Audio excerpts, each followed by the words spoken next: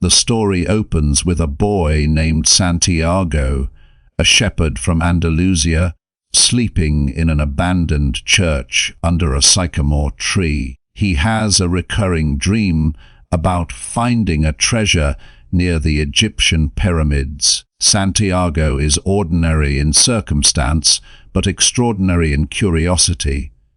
He loves books, the open road, and his sheep because they represent a life he chose, freedom over expectation. Yet the dream lingers like a bell that won't stop ringing. When he visits a gypsy woman to interpret this dream, she tells him to go to the pyramids and promises a share of any treasure he finds. He laughs it off, but then he meets a mysterious old man, Melchizedek, the king of Salem, who speaks a language Santiago has always felt but never named personal legend. The destiny only you can fulfill. The king says that when you truly want something, the universe conspires to help you achieve it. He asks for a tenth of Santiago's sheep in exchange for guidance and gives him 2 stones, Urim and Thummim, to help read omens when his heart is unclear. In this simple exchange, a shepherd receives a lifelong compass. Pursue your personal legend. Santiago sells his flock, crosses the sea, and arrives in Tangier, North Africa. The moment is exhilarating. New languages, colors, spices, and the promise of the desert. But within hours he is robbed by a smooth, talking stranger. Alone and penniless in a foreign land, Santiago faces his first great test. He can curse fate and return home defeated, or look for a door that opens because of this very setback. He chooses the second. He notices a crystal shop on a hill, its owner struggling with the weight of routine. Santiago cleans one dusty piece and catches a customer's eye. A sale follows. Opportunity appears exactly where he stands. Working in the crystal shop, Santiago suggests bold ideas, displaying crystal in a place where everyone can see it, serving tea in crystal glasses to attract passers-by, expanding the business to the top of the hill. His experiments, fueled by faith and hustle, revive the shop. The old merchant is grateful, but he is also a mirror of what happens when comfort hardens into a cage. He once dreamed of a pilgrimage, now he lives on the memory of wanting. Santiago listens carefully. Success can be a trap if it separates you from your dream. Money is important. Skill is essential, but neither replaces purpose. After a year, when he has enough to return to Spain and buy more sheep, the boy faces the question that will define his life: go back to who he was or continue toward who he could be. He chooses the desert. Santiago joins a caravan bound for Al-Fayoum oasis on the journey toward the pyramids. In the caravan, he learns a new language, silence. The desert speaks through wind, dunes, and stars. He meets an Englishman obsessed with becoming an alchemist. The Englishman reads complicated books and searches for the master work, the philosopher's stone, and the elixir of life. Santiago is fascinated, but notices something the Englishman overlooks: the desert and the caravan also teach. One is book knowledge, the other is world knowledge. The wise do not despise either. Along the way, the caravan hears rumors of tribal wars. Everyone keeps moving anyway. Progress is often an act of faith across invisible maps. At Al-Fayoum, a lush oasis amid the harsh Sahara, Santiago meets Fatima at the well. She is the love that feels like home and horizon in one. The boy realizes that love is not a barrier to a dream, it is a force that expands it. He discovers that true love doesn't ask you to abandon your personal legend. It strengthens your will to pursue it. While in the oasis, Santiago sees an omen, a vision that the oasis will be attacked. He shares the warning with the tribal chieftains.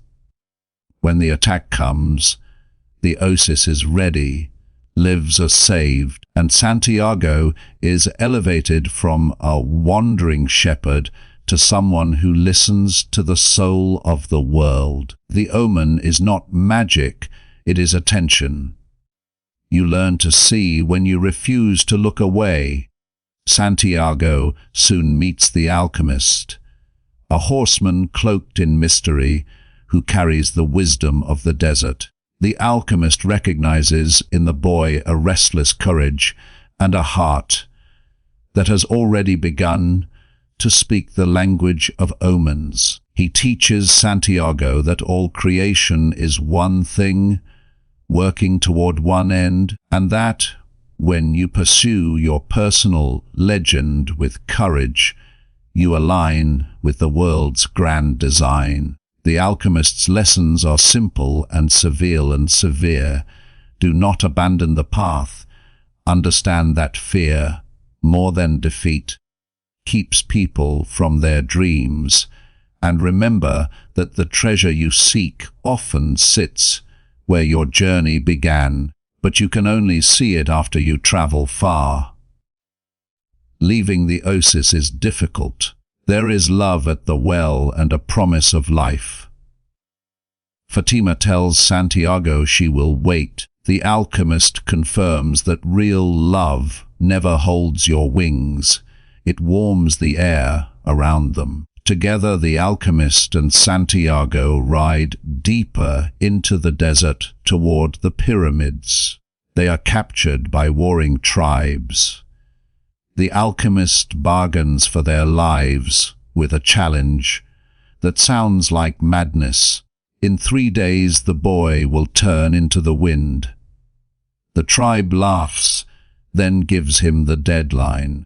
It's an impossible assignment, a metaphor that becomes a moment of truth. Can a human being commune so completely with the world that he becomes part of its elements? On the appointed day, standing on a cliff, Santiago speaks with the desert, the wind, and the sun. He asks for guidance not as a master of nature, but as a humble participant in creation. The wind rises, the sand swirls, and the boy vanishes in a storm of light and dust. The tribe is terrified. They see a miracle. Santiago feels a union with the soul of the world. The lesson is not about spectacle. It is about mastery of self, about understanding that when you remove the walls between your desire and your destiny, the world responds. The alchemist escorts Santiago to a Coptic monastery, transforms lead into gold, as if to demonstrate that transformation is the natural law, gives the boy a portion of gold, and sends him onward alone. The final steps must be taken without a guide. At last, Santiago arrives at the pyramids. He falls to his knees, weeps, and begins to dig. Hours pass. His hands bleed. Suddenly, thieves surround him. They beat him and demand his money. He tells them about the dream, the treasure buried at the pyramids, the belief that carried him across continents. The leader laughs and confesses a dream of his own, one he never followed. That treasure lay beneath a sycamore tree growing in the ruins of an old church in Spain. The men leave, mocking him, but Santiago smiles through the pain. The answer has revealed itself. The last riddle unravels the first. He returns to the abandoned church where the story began. Under the sycamore tree, he digs and finds a wooden chest filled with gold coins and gems. Proof that destiny is both a circle and a line. The treasure was at home all along, but he could only recognize it after the journey transformed his sight. He decides to return to the oasis, to Fatima, to the life that now includes both love and purpose, not as competing claims, but as the same calling. That is the plot. But The Alchemist is not just a sequence of events. It's a roadmap for turning ordinary days into a spiritual quest. It teaches that a personal legend is not a career goal or a bucket list. It is your life's central conversation with itself. It asks, what did you love before the world told you what to love? What did you notice when you still listened with wonder? The book offers a series of compact truths woven into a story any listener can follow and any seeker can live. Let's unfold the key lessons that make this tale unforgettable. First, destiny is permission you give yourself. Santiago needed the gypsy and Melchizedek to say aloud what his heart already knew, but the decision was always his. Many people wait for approval before they act. This story insists that the heart's desire is the oldest approval there is. You do not ask the world to grant you a personal legend. You recognize it, and then choose to live as if it matters. Second, omens exist because attention creates guidance. Urim and Thummim are symbolic. The stones remind the boy to ask better questions and to notice. But the deeper lesson is that life is always signaling. When Santiago loses everything in Tangier, the signal is not go home. The signal is look again. The door you need is usually adjacent to the door that closed. The crystal shop shows that meaning arrives when you decide to introduce it. Innovation isn't mystical. It is care multiplied by courage. Third, love is oxygen, not a chain. Fatima's love never asked Santiago to stay. Real love says, go become yourself. I will be here. And in doing so it becomes the strongest reason to return. Many abandon their personal legend for fear they will lose love. Many abandon love because they think ambition requires it. The book argues for integration. You are not asked to choose between the heart's two halves. You are asked to let them beat together. Fourth, fear is the primary adversary, and it disguises itself as reason. When we fear loss, we choose safety. When we fear humiliation, we choose invisibility. The alchemist trains the boy to look at fear directly and to act anyway. Turning into the wind is less about magical power and more about surrender to the deeper truth. Courage is a conversation with reality that ends in participation. Great things often look like madness just before they become self-evident. Fifth, the soul of the world is a metaphor for alignment. When the boy acts in harmony with his purpose, coincidences appear as if by choreography. Are these miracles? The book suggests a more grounded truth. When you channel your full energy into a clear aim, opportunity sees you better. You hear things you used to miss. You meet people you used to overlook. You connect dots that were always there. Alignment looks like luck to outsiders, but to the aligned it feels like flow. Sixth, every treasure tests you twice, at the beginning and near the end. At the beginning, Santiago is robbed. Near the end, he is beaten. The pattern is universal. Initial enthusiasm invites a trial that checks your commitment. Later, when you are closest to breakthrough, another test demands you prove that your faith is not dependent on comfort. Momentum is precious, but it does not exempt you from challenge. It prepares you for it. Seventh, transformation is the natural law of honest pursuit. The alchemist's ability to turn metal into gold is both literal in the story and symbolic in life. When you subject yourself to the fire of purpose, impurities burn away. You become simpler and stronger. Your work becomes clearer, not because the world changed, but because you did. The treasure does not make the boy worthy, the journey does. Eighth, the treasure is often at home, but you must travel to see it. This seems like a paradox. Why go so far to find what was near? Because perspective is not free. You must pay for it with movement, risk, and time. Only then will the familiar reveal its wealth. The sycamore tree was always there. The church ruin was always there. The boy himself was always capable. The journey teaches him to see.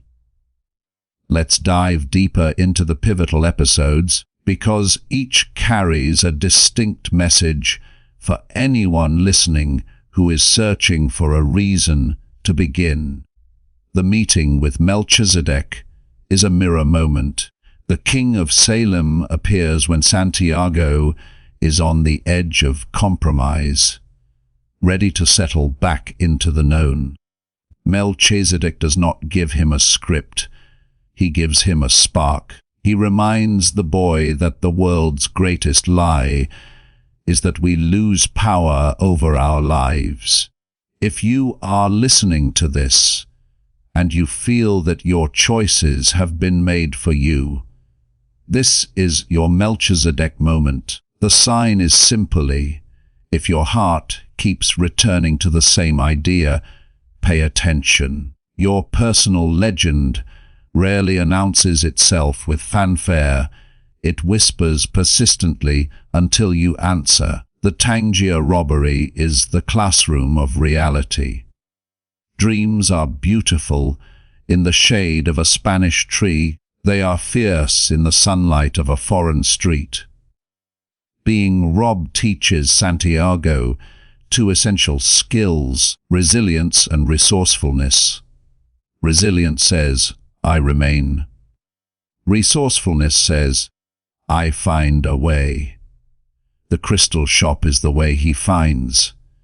He doesn't wait for a rescue. He notices a problem he can solve, offers value, and creates momentum. In that shop, he learns that small improvements compound, that hope can be made visible, and that a single idea, a glass of tea in a crystal cup, can turn a hill into a marketplace. The caravan teaches patience and presence. It moves slower than the boy's ambition. It stops when sandstorms rise. It makes progress in fits and starts. If you have a plan and the wind delays you, learn from the caravan. Do not mistake pause for failure. Carry the silence like a lamp. The Englishman teaches the value of study, but he also reveals a trap intellectuals often fall into, mistaking complexity for mastery. Santiago respects the books, but realizes that the world is a book as well, one you read with your senses and your scars. Wisdom is not anti-book, it is pro-experience. The oasis tests loyalty and vision. In a place designed for rest, the boy must not fall asleep. He falls in love instead. Fatima's presence clarifies rather than confuses him. Love is sometimes a fog, here it is a compass. The omen of war proves that peace without vigilance is just quiet. Santiago alerts the chieftains because inner peace should not turn you blind to outer danger. Courage protects beauty. The alchemist tests identity. He demands that the boy live the lesson, not just memorize it. Turning into the wind is an image that stays because it is the essence of growth. You become the wind not by dominating the elements, but by connecting to their source. The boy speaks to the desert, the wind, and the sun. He recognizes that all things, including himself, share a single origin. When you are no longer arguing with reality, your actions feel like nature happening through you. That is the magic beyond tricks, the state where effort becomes inevitability. The pyramids and the thieves complete the circle. The thieves serve as dark teachers. They look like ruin, but deliver revelation. One of them tells the boy the location of the treasure without realizing it.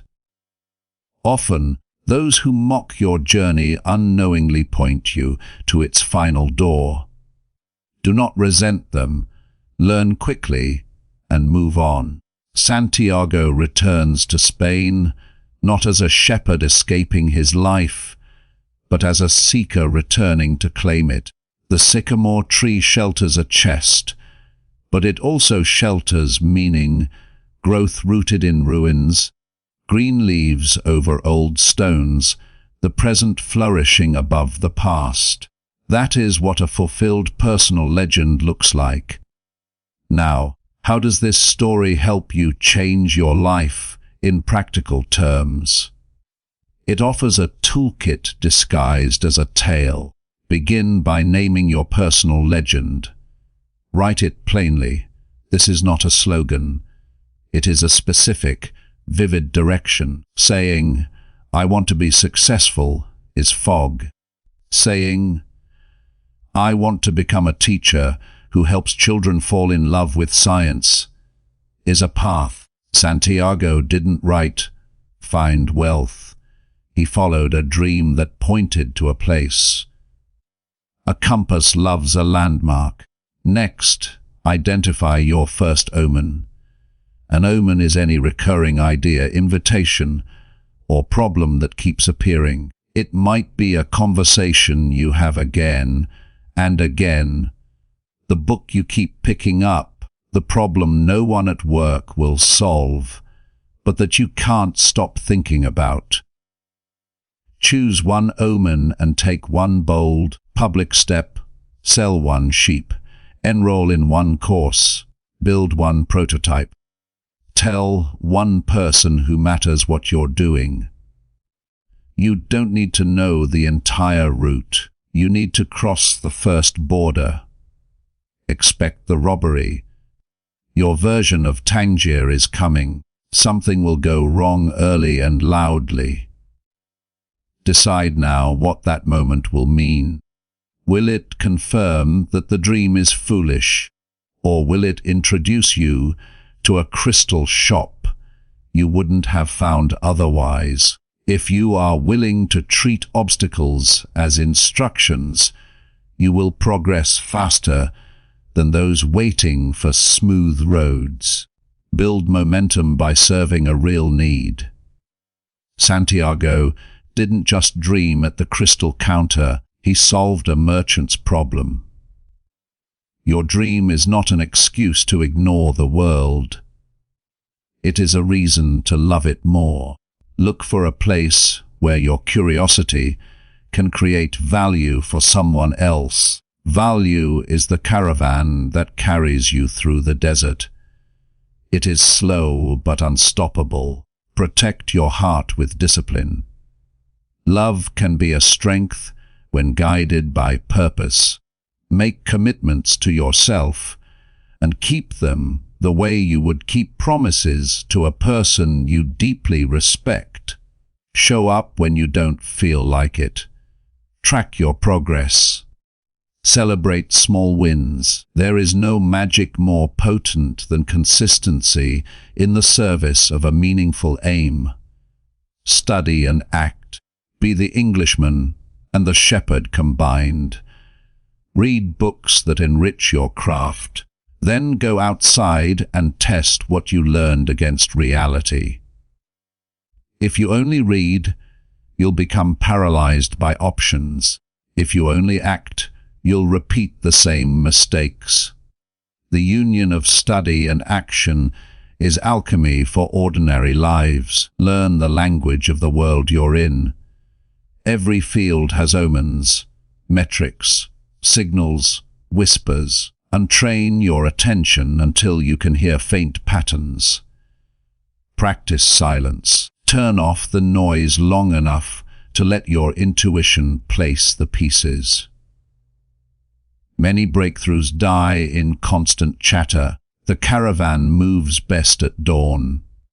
When fear arrives, shrink the problem to a single honest task. You do not need to turn into the wind in one grand gesture.